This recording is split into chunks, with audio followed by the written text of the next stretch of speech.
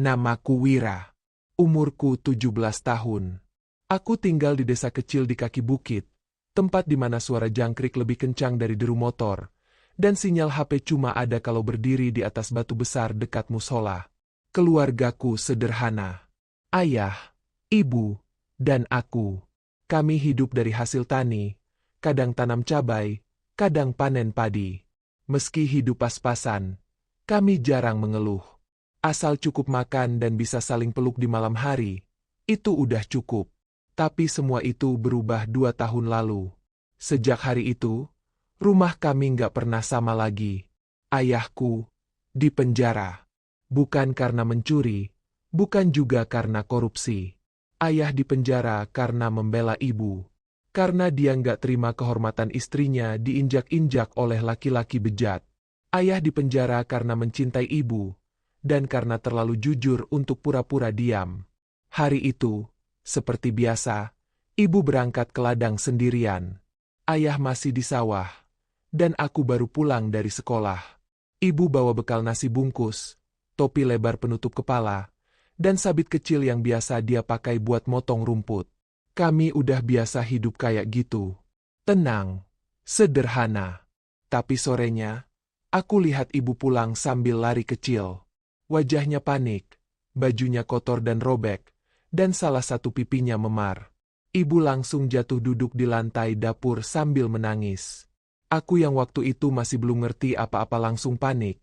Nyari air buat nenangin ibu. Ayah datang tak lama setelahnya. Dia baru balik dari sawah, masih bawa cangkul di bahu. Begitu lihat ibu, ayah langsung jatuhin cangkulnya. Matanya merah. Dia nggak banyak tanya, cuma duduk di sebelah ibu dan minta dijelasin pelan-pelan. Ibu cerita sambil terisak. Katanya, Bang Jali, tetangga kami yang rumahnya cuma 3 gang dari rumah kami, tiba-tiba muncul di ladang. Awalnya cuma ngobrol biasa, tapi lama-lama, tangannya mulai pegang-pegang, lalu maksa ibu rebahan di bawah pohon pisang. Ibu lawan. Ibu teriak. Tapi Bang Jali malah mukul pipi ibu. Untungnya, ibu sempat dorong dan lari sekuat tenaga ke arah sungai, lalu pulang lewat jalan pintas. Ayah diam lama.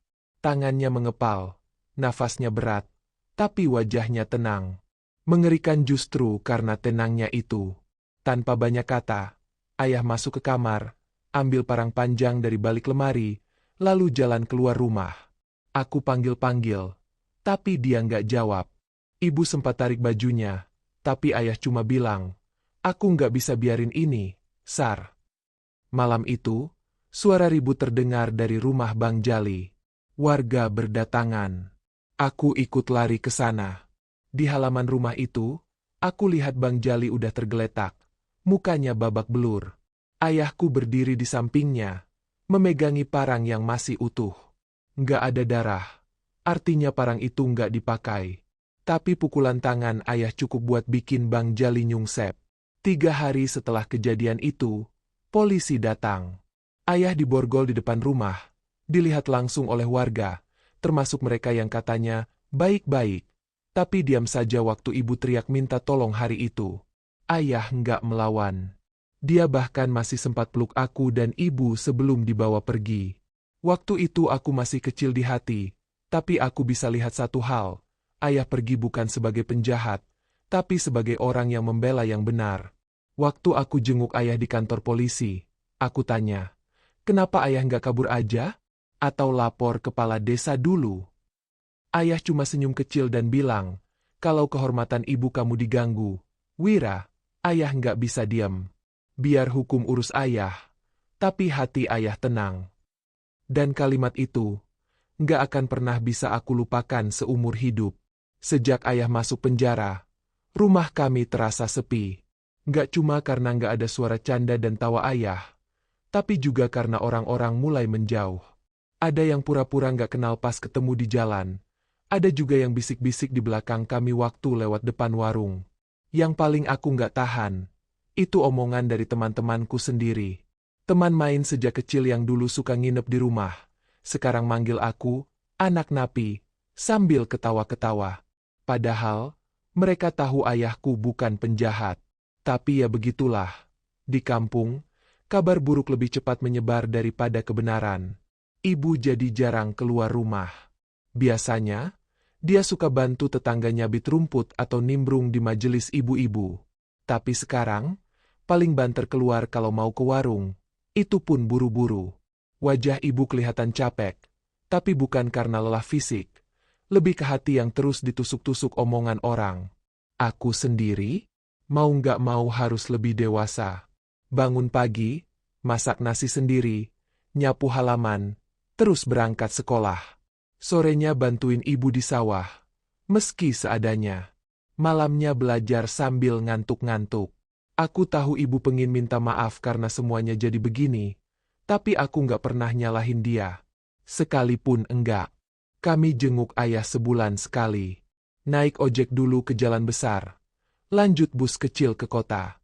Bawa nasi bungkus, air putih, dan pisang goreng kesukaan ayah. Begitu sampai di lapas, kami duduk di ruang tunggu yang panas dan sempit. Tapi begitu ayah keluar dari balik jeruji, semua rasa capek langsung hilang. Ayah selalu senyum. Tapi aku tahu, senyum itu berat.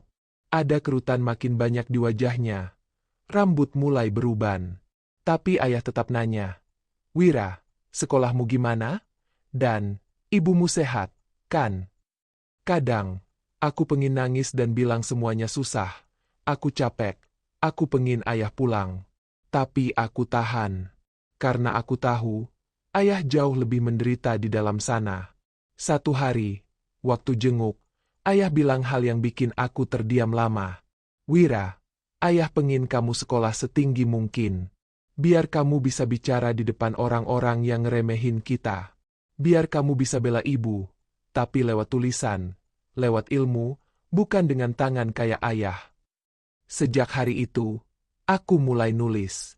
Mulai dari catatan kecil di buku tulis, curhat panjang di belakang buku pelajaran, sampai akhirnya bikin cerita tentang keluarga kami. Aku nulis diam-diam, karena aku malu kalau tulisan jelek. Tapi lama-lama, nulis itu jadi tempat aku ngeluarin rasa marah dan sedihku. Dan ternyata, tanpa aku sangka, tulisan itu bakal jadi awal dari perubahan besar hidupku. Dari yang awalnya cuma nulis buat diri sendiri, pelan-pelan aku mulai berani nunjukin tulisan-tulisanku ke orang lain. Awalnya ke Bu Erna, guru bahasa Indonesiaku yang paling sabar dan perhatian. Waktu itu aku kasih tulisan berjudul, "Ayahku Bukan Penjahat." Bu Erna baca pelan-pelan, sambil sesekali ngelap sudut matanya. Setelah selesai, beliau bilang, "Wira, ini tulisan kamu sendiri." Aku angguk pelan. "Kamu tahu nggak, tulisan kamu ini bisa mengubah cara pandang orang." Aku masih bingung maksudnya waktu itu. Tapi beberapa minggu kemudian, Bu Erna cerita kalau dia udah kirim tulisan itu ke lomba menulis tingkat provinsi. Aku kaget. Panik juga. Tapi beliau bilang, "Kalau kamu nggak menang, nggak masalah. Yang penting suara kamu didengar." Dan ternyata, aku menang. Juara 1. Undangan datang dari kota. Aku disuruh datang ke acara pembacaan karya pemenang. Aku sempat ragu, takut, grogi. Tapi ibu dukung aku. Bahkan dia pinjamin selendang batik kesayangannya biar aku bisa tampil lebih rapi. Hari itu, untuk pertama kalinya aku naik ke atas panggung, berdiri di depan ratusan orang, dan bacain cerita tentang ayahku. Ayahku bukan penjahat. Dia bukan perusuh. Dia bukan pelaku kekerasan. Dia suami yang tak bisa diam saat kehormatan istrinya diinjak-injak. Dia ayah yang memilih masuk penjara, daripada membiarkan ibuku pulang dengan luka dan diam. Ruangan sunyi. Nggak ada suara. Bahkan nafas pun kayak tertahan. Di baris kedua, aku lihat seorang ibu mengusap matanya. Seorang laki-laki berkacamata, yang ternyata jurnalis, langsung berdiri dan minta izin untuk wawancara. Dari situ, semuanya berubah. Tulisan itu dimuat di surat kabar daerah, lalu masuk ke artikel online. Lama-lama, cerita ayah menyebar luas. Banyak yang mulai bertanya, kenapa bisa orang seperti ayahku di penjara? Kenapa orang yang membela malah dianggap pelaku? Dan dari situlah, datang seseorang yang mungkin jadi titik terang bagi kami. Namanya Pak Riko. Seorang pengacara dari kota. Beliau datang ke rumah, duduk di tikar rumah kami yang usang, dan bilang satu hal yang bikin aku dan ibu nggak bisa berkata apa-apa. Saya baca kisahmu, Wira. Dan saya tahu, ayahmu butuh bantuan. Saya mau dampingi kasusnya, tanpa bayaran. Ibu langsung nangis. Aku cuma bisa pegang tangannya erat-erat. Pak Riko mulai buka kembali semua berkas lama kasus ayah. Katanya, selama ini ayah nggak didampingi pengacara yang benar. Banyak kesaksian yang nggak pernah dimasukkan. Termasuk cerita ibu. Termasuk pengakuan tetangga yang sempat dengar teriakan minta tolong hari itu. Perjuangan kami belum selesai. Tapi untuk pertama kalinya, kami nggak sendiri. Sejak Pak Riko masuk dalam hidup kami, semua terasa beda. Harapan yang tadinya cuma kami simpan dalam hati, sekarang mulai terasa nyata. Tapi harapan itu datang bareng cobaan-cobaan baru. Proses hukum ulang dimulai. Pak Riko bilang kami harus siap. Bukan cuma siap secara berkas dan fakta, tapi juga secara mental. Soalnya, makin banyak yang mulai ngomongin lagi soal kejadian 2 tahun lalu, makin banyak pula yang gak senang ayah bakal dibebaskan. Keluarga Bang Jali mulai pasang sikap. Beberapa dari mereka datang ke rumah, bawa wajah marah. Katanya, kami mempermalukan keluarga mereka. Bahkan ada yang bilang, kalau dia bebas, nanti makin banyak suami beringas kayak gitu. Ibu diam. Tapi aku lihat tangannya gemetar. Aku tahu ibu takut. Tapi dia berusaha kelihatan tenang demi aku. Suatu malam, warung kecil ibu dilempari batu. Kaca etalase pecah. Beberapa botol sirup berceceran. Ibu cuma duduk di pojok dapur sambil megang tasbihnya. Istighfar pelan-pelan. Aku pengin marah, pengin teriak. Tapi ibu bilang, Wira, jangan bales. Biar Allah yang lihat semuanya. Dan memang, makin kami diam, makin banyak yang akhirnya bersuara untuk kami. Salah satu tetangga yang dulu diam, Pak Iskandar, tiba-tiba datang dan bilang siap jadi saksi. Beliau cerita bahwa malam kejadian, dia dengar suara ibu teriak dari ladang. Tapi waktu itu dia takut maju karena Bang Jali dikenal kasar dan punya saudara yang banyak. Pak Riko kumpulkan semua itu. Bukti, saksi, pengakuan ibu. Kami jalani sidang ulang. Ibu naik ke kursi saksi dengan tangan gemetar, tapi suara tegas. Saya nggak minta dikasihani, tapi saya pengin orang tahu, suami saya bukan penjahat. Dia cuma laki-laki yang gak bisa terima istrinya dirusak di depan mata. Hakim diam. Ruangan sunyi. Aku duduk di belakang, pegang tangan ibu terus. Pak Riko maju, bacain pembelaan yang bikin banyak orang di ruang sidang menunduk. Dan di akhir persidangan, setelah beberapa kali sidang yang melelahkan, keputusan itu akhirnya keluar. Hakim menyatakan bahwa tindakan ayahku bukan penganiayaan, tapi bentuk pembelaan terhadap korban kekerasan. Ayah dinyatakan bebas. Waktu ayah keluar dari balik pintu ruang tahanan, langkahnya berat. Rambutnya makin banyak uban, wajahnya kurusan, tapi senyum itu, senyum yang sama kayak waktu dia pamit bawa parang 2 tahun lalu. Aku peluk ayah, erat banget. Ibu juga peluk ayah sambil nangis. Nggak berhenti-berhenti. Waktu kami bertiga jalan keluar dari pengadilan, banyak orang berdiri. Beberapa dari mereka dulu ngejek kami. Tapi kali ini, mereka diam. Beberapa bahkan menepuk bahu ayah pelan. Entah itu bentuk simpati, atau rasa bersalah. Setelah 2 tahun hidup dalam tekanan, hari itu akhirnya datang.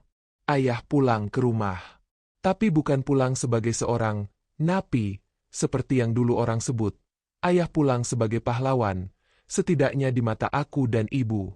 Waktu langkah kakinya masuk ke halaman, ibu buru-buru keluar dan langsung peluk dia. Aku cuma bisa berdiri diam, nahan air mata yang meledak di dalam dada. Ayah megang pundakku erat, lalu bilang, "Maaf, Wira, ayah baru bisa pulang sekarang." Dan aku cuma jawab pelan, "Nggak apa-apa, yah. Sekarang ayah udah di rumah. Kami mulai hidup dari awal." Ibu buka warung kecil di depan rumah, jualan gorengan dan teh panas. Aku bantu-bantu, sambil tetap sekolah dan nulis. Namaku mulai dikenal karena tulisanku yang viral dulu. Bahkan aku diajak ke beberapa forum anak muda untuk ceritain pengalaman hidupku.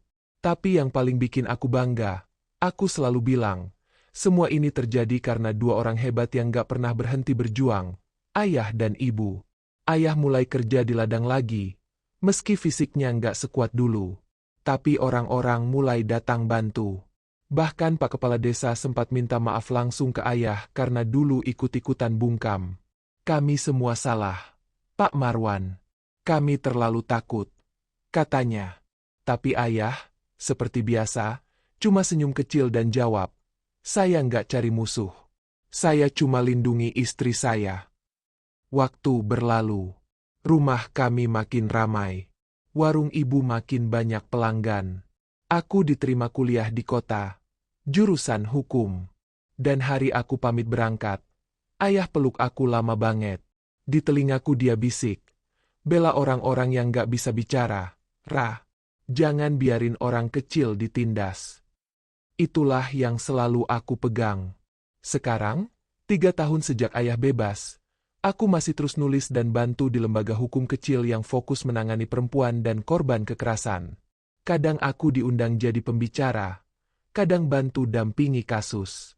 Tapi di setiap panggung yang aku pijak, aku selalu mulai dengan satu cerita, tentang seorang suami petani yang rela masuk penjara, demi melindungi istrinya yang hampir dihancurkan.